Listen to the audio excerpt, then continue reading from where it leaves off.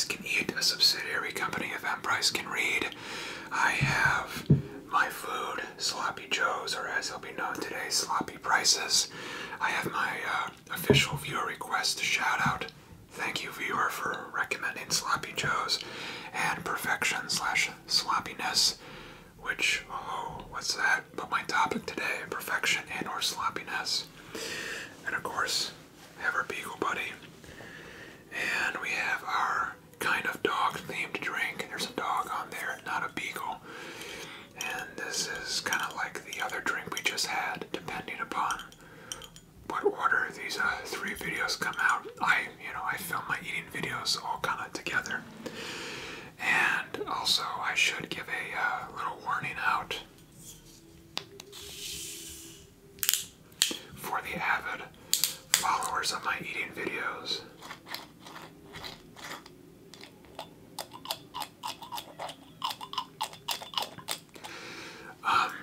I'm not like, am I even big enough to make channel announcements?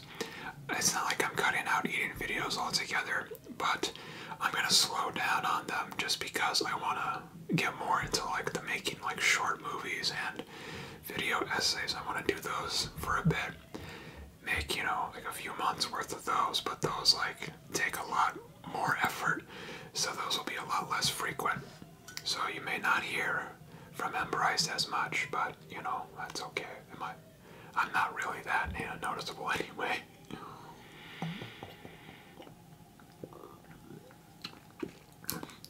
This is also botanically brewed. It is traditional botanical cherry flavored beverage, exquisitely crafted.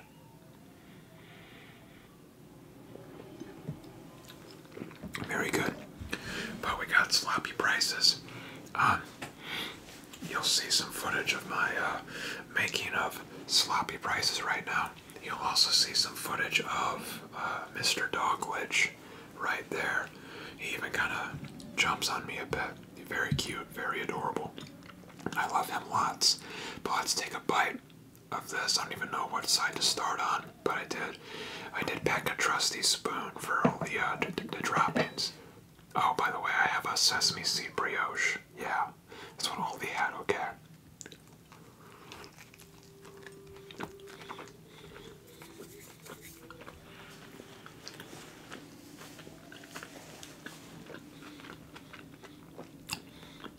Okay, sure.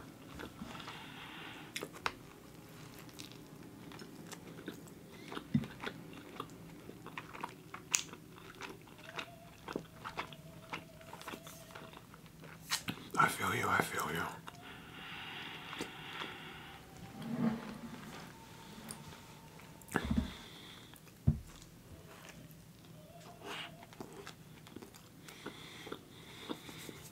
It was also requested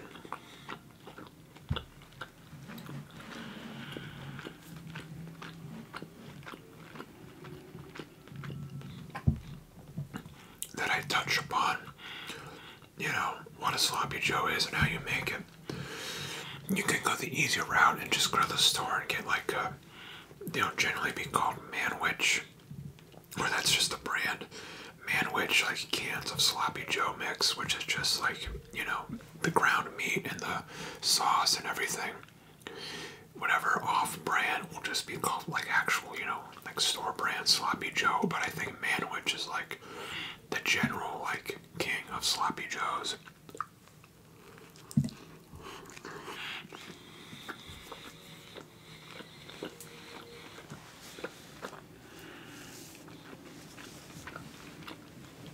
And I'm going to be honest with you. I'm going to level with you because you're my audience.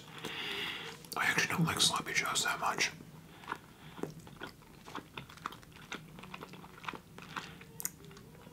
They were one of my least favorite things to eat as a kid. Everyone, it's generally like an American, like, comfort food. Everyone loves Sloppy Joes. It's always served at barbecues and, picnics, and I just never got into it. It only became, like, kind of okay for me once I started, like, because I make them where I work, and I, kind of just riffed off that recipe to make these right here. And I usually would have a recipe down below of what I make, but I won't today because that's the beauty of Sloppy Joes.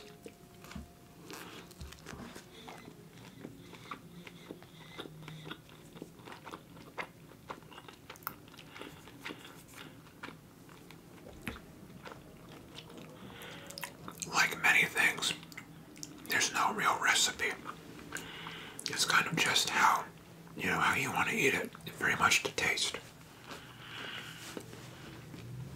The main building blocks, of course, will be your burger, which is going to be like ground meat. And then usually you'll have like onions or peppers or some kind of, small vegetable to go with it, add some flavor. Your spices, whether it's going to be, garlic or salt, pepper, chili powder, paprika, a lot of paprika I like. And then your sauce will usually just be like mustard, any kind of stone ground or Dijon or just plain yellow is usually what people go for. Ketchup, or chili sauce if you really want to get crazy. Hot sauce, which I add. And then Worcestershire sauce, which reminds me of a joke I can't tell about how Worcestershire sauce got its name. But like I said, I can't tell it right here now, can I?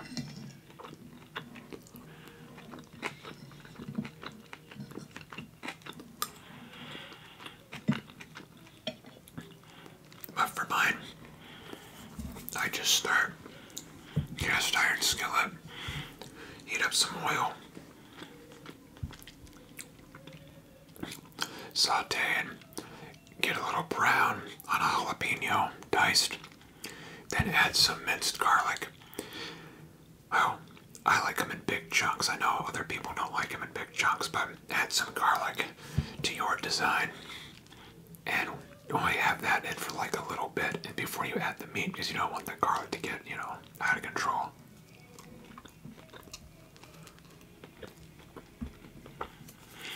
Then add your ground beef.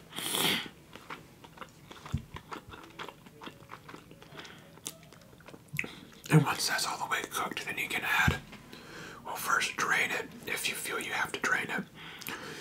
But that's when you add the ketchup and the mustard. The ratio depends on you. You could do 50-50. I do about 60% ketchup, 40% mustard. And you can make it as saucy, as liquidy as you like. You just want to make it like an even taste to what you want.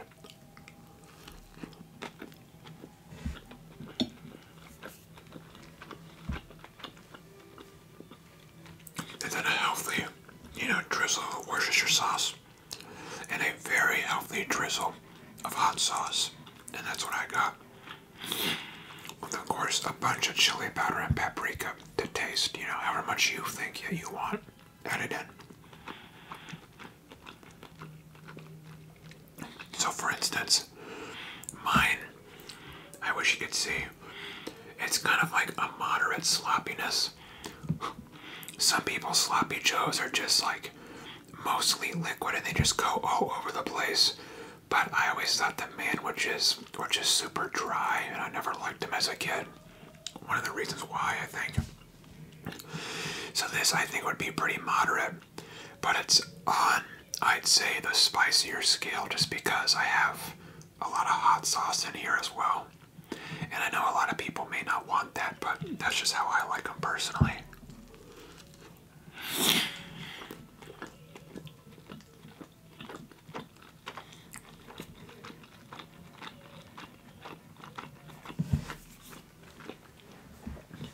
Mine's also probably smokier just because I like a lot of paprika in mine.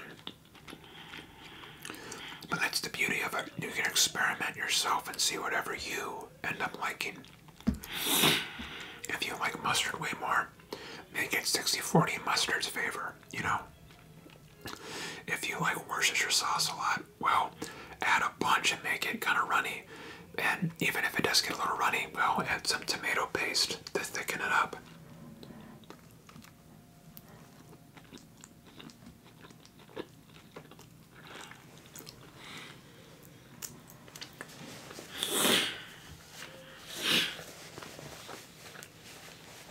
And if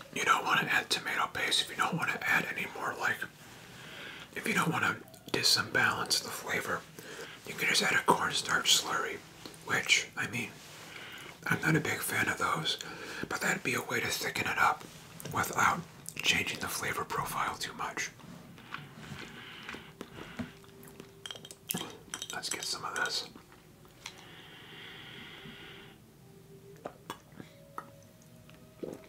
I'll have to buy this brand again. This is really good, actually. I had a ginger ale the other night with the Burger King and Melancholy. And that was also good. I have a lemonade, one of these, in the fridge as well from another time. But I mean, obviously you gotta buy them like one at a time, so they're kind of pricier, but worth it. And a pricier. Okay, so now that we're one manwich or sloppy price down, one sloppy price to go, but while my hands are moderately clean, I'd like to show off. We're talking about perfection, right? And something that I always see a sort of dissonance between is the idea that everyone wants to live in like this perfect world where everything's clean and sanitary, and then there's kind of like the reality of it, you know, very much kind of like a rude awakening. And nobody does rude awakenings better than our boy Charles Bukowski. If you've watched my Bukowski videos here, Bukowski very much is all about, I hate using this word, but like the grittiness of real life. I think grittiness is just so overused, and it's a word that is meaningless now because now everything's gritty. That's just the style of how things are made nowadays. Because we suck, that's why. But Bukowski was gritty before it was, before it was cool. I'll read you a Bukowski poem to lighten the mood. What I like about him is that, yes, he has the grittiness, the dark, the edge. But where this main dissonance, I think, comes from is people think you can either have this horrible darkness or this like cheery, peppy facade, and that there can't be an in-between. And I think what Bukowski does the best, and what people don't really recognize him as being great at, is the in-between. So let me find my favorite poem by him. I forget which book it's in. I think it must be the other one. It has the rare double dog here. Oh, is this it? See, double dog here. Dog sitting never sleeps. So this poem is called The Bluebird by Charles Bukowski. It's a perfect poem, and it perfectly shows the dark grittiness, the blissful optimism, and how they coexist. Yeah.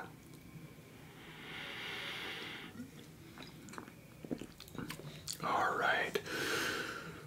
There's a bluebird in my heart that wants to get out, but I'm too tough for him. I say stay in there, I'm not going to let anybody see you. There's a bluebird in my heart that wants to get out, but I pour whiskey on him and inhale cigarette smoke, and the whores and the bartenders and the grocery clerks never know that he's in there. There's a bluebird in my heart that wants to get out, but I'm too tough for him. I say stay down. Do you want to mess me up? You want to screw up the works. You want to blow my book sales in Europe. There's a bluebird in my heart that wants to get out, but I'm too clever. I only let him out at night sometimes, when everybody's asleep. I say, I know that you're there, so don't be sad. Then I put him back, but he's singing a little when there. I haven't quite let him die. And when we sleep together like that, and we sleep together like that, with our secret pact, and it's nice enough to make a man weep, but I don't weep. Do you? Yeah. You see, like, it doesn't always have to be gloom and doom and, like, pain. There can be some coexistence there. And I think perfection, because we live in this crazy social media age where everything is in your face constantly and everything is all about who has the most followers, the most subscribers, the most likes on Instagram, which I certainly don't. People see that having anything else besides that must mean that you're flawed, and they don't realize that what you do see on social media, what you do see in the outer world is just a sliver, of that person or of that topic or of that, of that nation. It's a sliver of anything you see. And even walking down the street, even when you're not in a mode where you're very susceptible to people very much putting on a show, when you're just seeing the average passerby on the street, even that is a sliver of a person.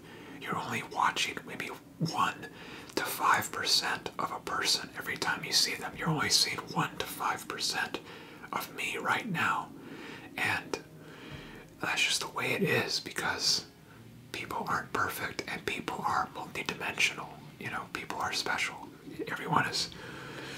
It's a sort of contradictory statement on life that we are totally common and base because there are 7 billion people on Earth, but each one is a miracle because each one is totally unlike any other. Ain't that fun?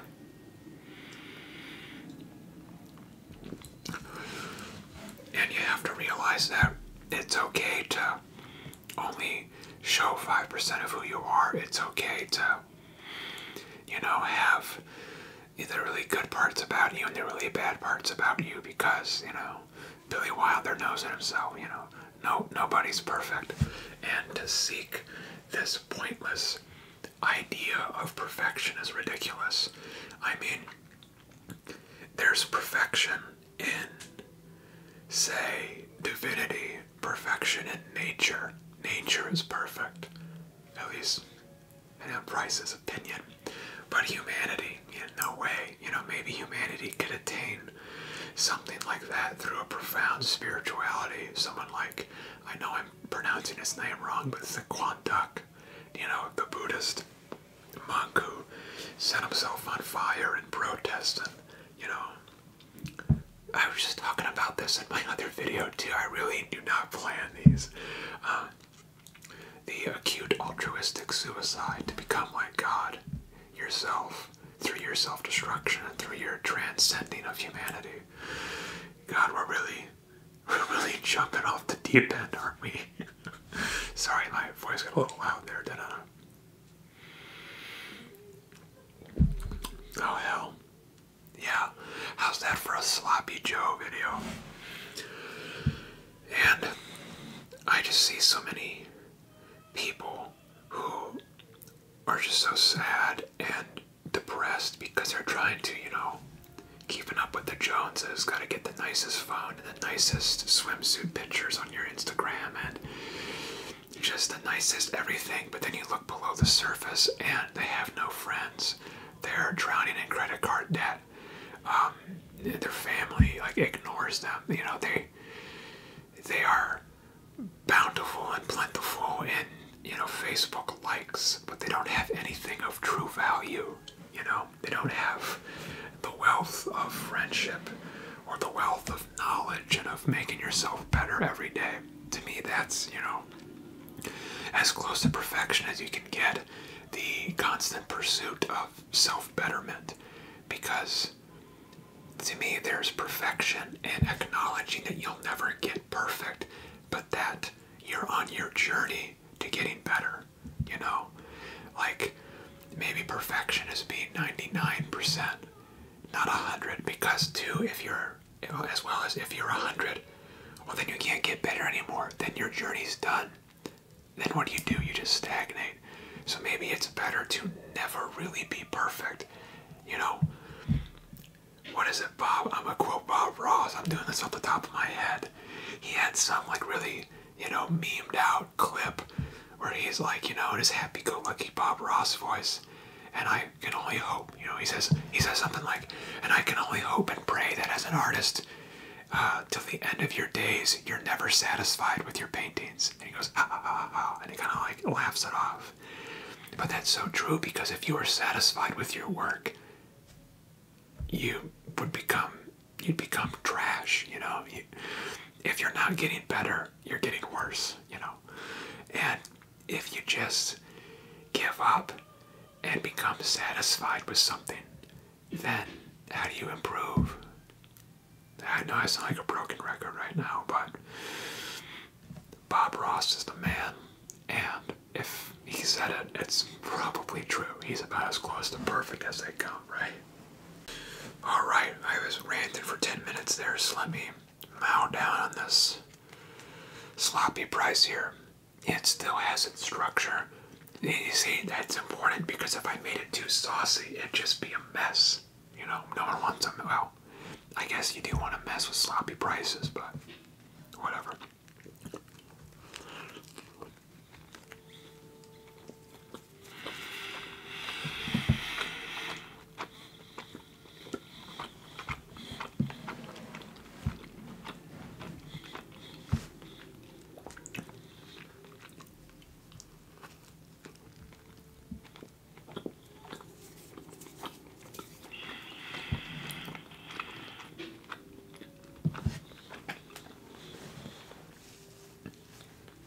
Never be afraid to try out any other forms of like American cuisine.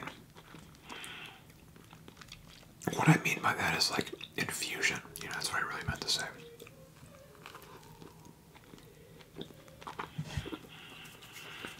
So like meatloaf, sloppy joes,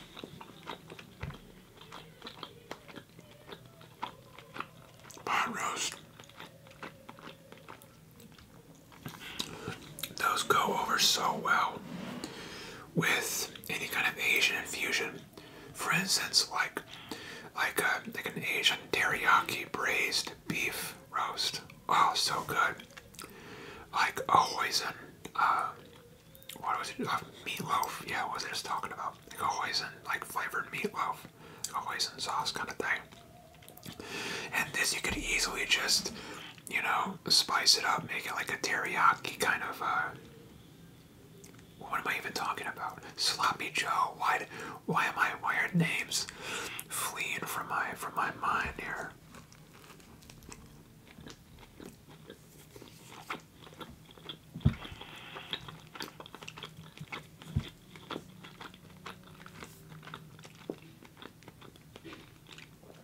But I've always found there's such a close relation between like Asian foods and American. I don't know, maybe all the barbecue we do, both of us.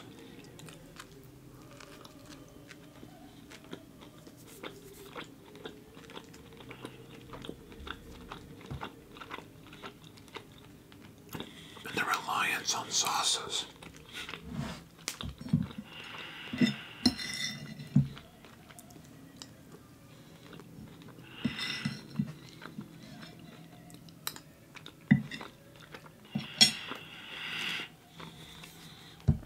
You know, I don't know if I've ever said this before, but on this channel, but M. Price's favorite food is Indian food. If you're ever trying to buy M. Price dinner, take me to an Indian place, please.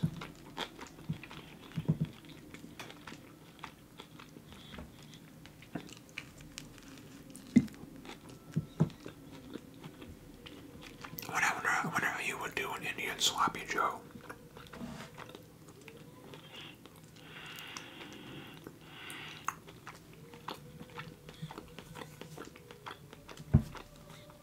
A lot of Indian food is tomato based, like tomato paste or tomato, just puree.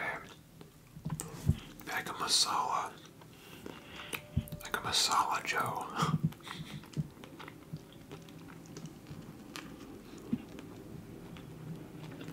Damn it, why did I make that? That sounds really good. Son of a bitch.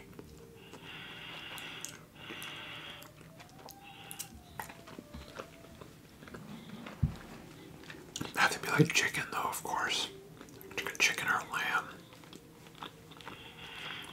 Get ground lamb at Aldi. Yeah, there you go.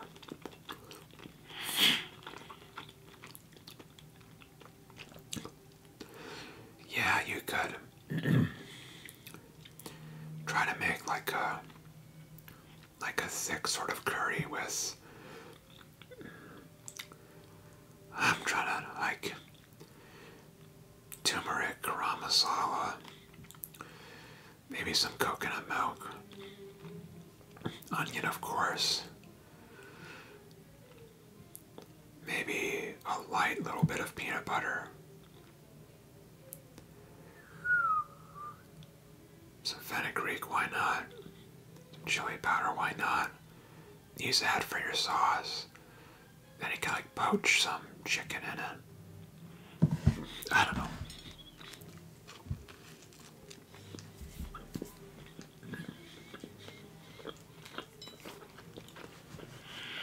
Or just cook some ground lamb with some Indian chilies and add that to it later.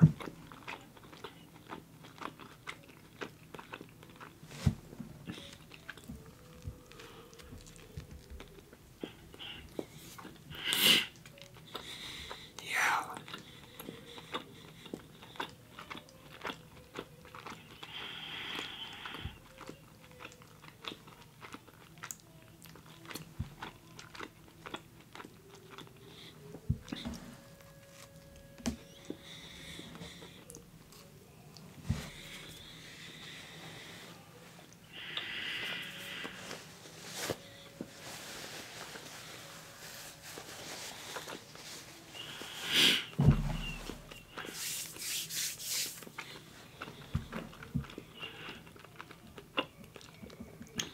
I got like 3 or 4 more of those I have to eat now. That's okay. Lunches and dinners for a week.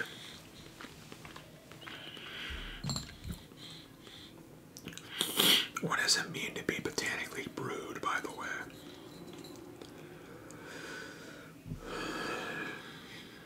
Yeah, nothing. No explanation. Proud of the UK.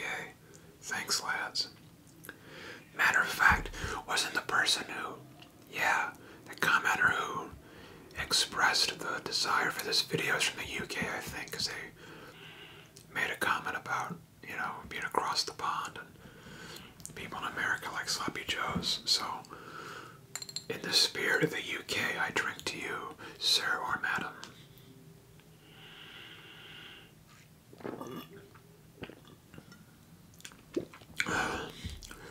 Can you tell me what botanically brewed means?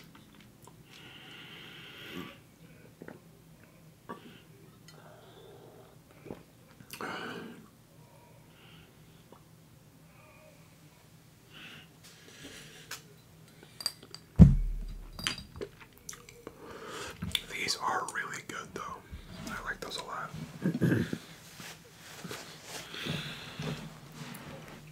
Well, I hope that rant didn't get too off the rails there. But, as you know, I am M. Price. This is M. Price Can Eat, a subsidiary company of M. Price Can Read. Did I say that? Sorry. I got home from work. This is the second video I've done today. I'm losing my mind. Where was I? Dog City never sleeps. I hope that you may sleep now.